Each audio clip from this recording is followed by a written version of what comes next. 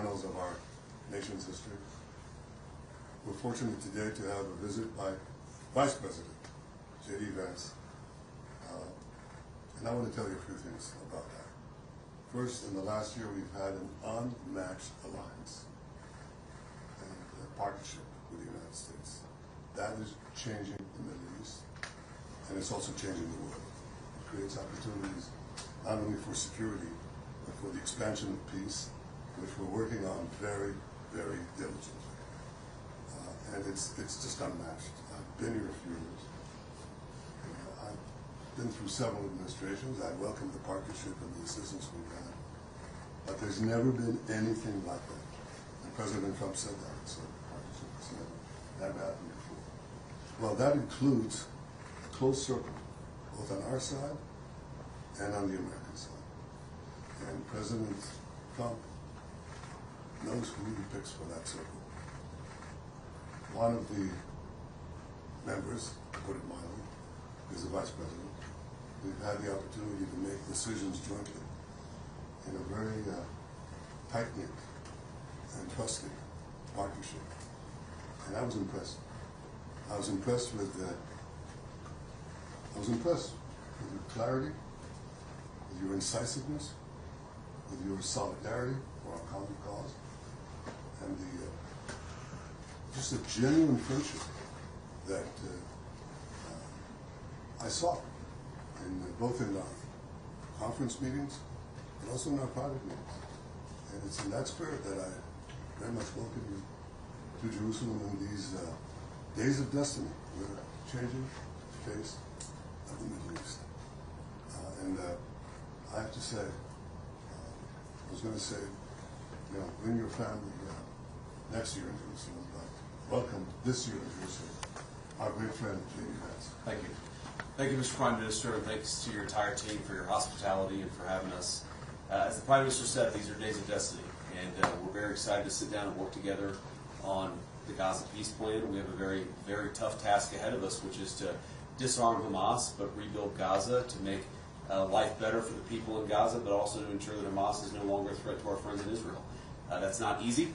I think the Prime Minister knows that as well as anybody, but it's something that we're committed to in the Trump administration. And I think we've, even in the past 24 hours, had a lot of good conversations with our friends in the Israeli government, but also, frankly, with our friends in the Arab world who are stepping up and volunteering to play a very positive role in this. So we're going to keep working at it. I didn't know what to expect, honestly. I know the President was here a week ago to welcome the hostages home and actually sign the deal a week into it. There's a lot of work to do.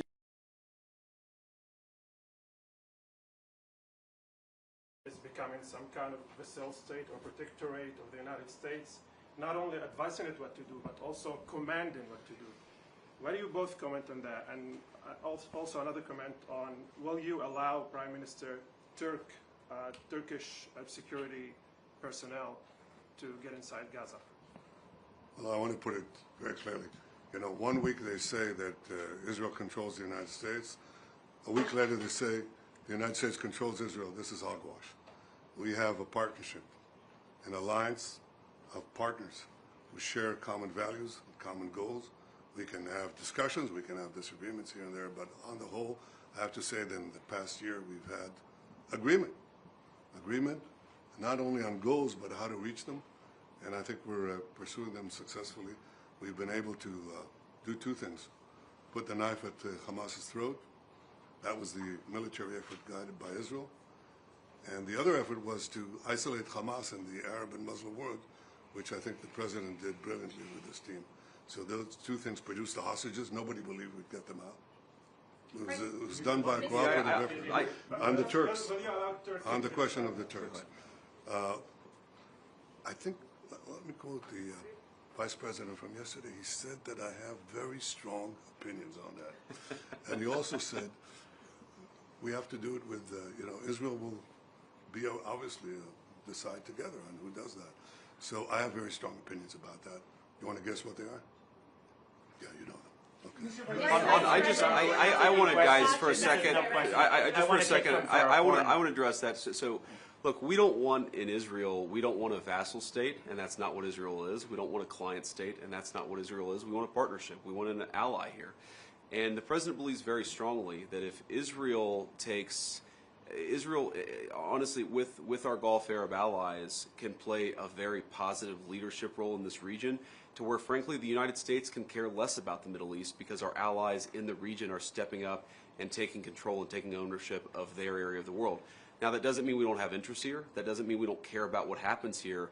But we actually see this as an opportunity to build on the Abraham Accords. I think this Gaza deal is a critical piece of unlocking the Abraham Accords. But what it could allow is an alliance structure in the Middle East that perseveres, that endures, and that allows the good people in this region of the world to step up and take ownership of their own backyard. That's in the United States' best interest. I happen to think that it's in Israel's best interest too.